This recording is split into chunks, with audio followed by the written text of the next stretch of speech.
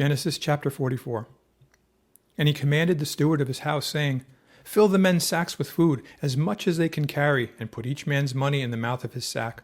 Also, put my cup, the silver cup, in the mouth of the sack of the youngest, and his grain money. So he did according to the word that Joseph had spoken. As soon as the morning dawned, the men were sent away, they and their donkeys. When they had gone out of the city and were not yet far off, Joseph said to his steward, Get up, follow the men, and when you overtake them, say to them, Why have you repaid evil for good?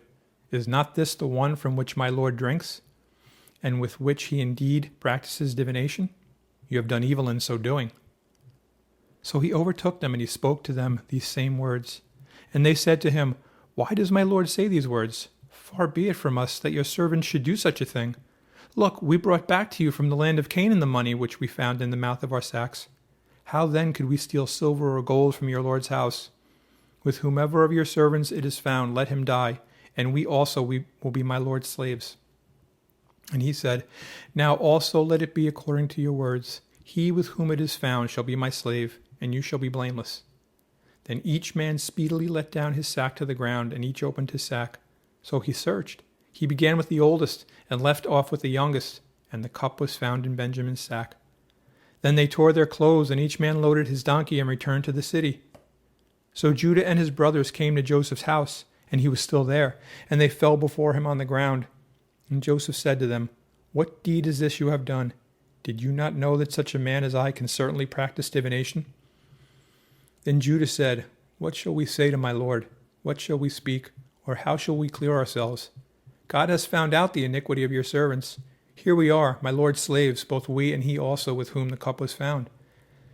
But he said, Far be it from me that I should do so. The man in whose hand the cup was found, he shall be my slave. And as for you, go up in peace to your father. Then Judah came near to him and said, O my Lord, please let your servant speak a word in my Lord's hearing, and do not let your anger burn against your servant, for you are even like Pharaoh. My Lord asked his servants, saying, Have you a father or a brother? And we said to my Lord, We have a father, an old man, and a child of his old age, who is young. His brother is dead, and he alone is left of his mother's children, and his father loves him. Then you said to your servants, Bring him down to me, that I may set my eyes on him.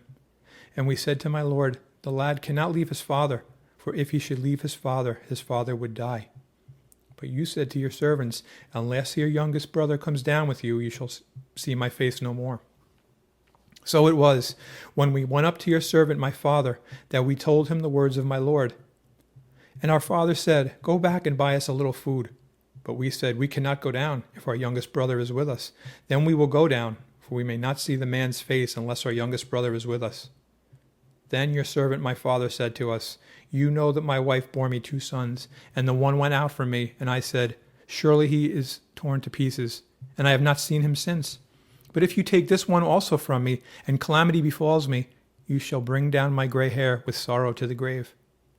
Now therefore, when I come to your servant my father, and the lad is not with us, since his life is bound up in the lad's life, it will happen when he sees that the lad is not with us that he will die. So your servants will bring down the gray hair of your servant our father with sorrow to the grave. For your servant became surety for the lad to my father, saying, If I do not bring him back to you, then I shall bear the blame before my father forever. Now therefore, please, let your servant remain instead of the lad as a slave to my Lord, and let the lad go up with his brothers. For how shall I go up to my father if the lad is not with me, lest perhaps I see the evil that would come upon my father?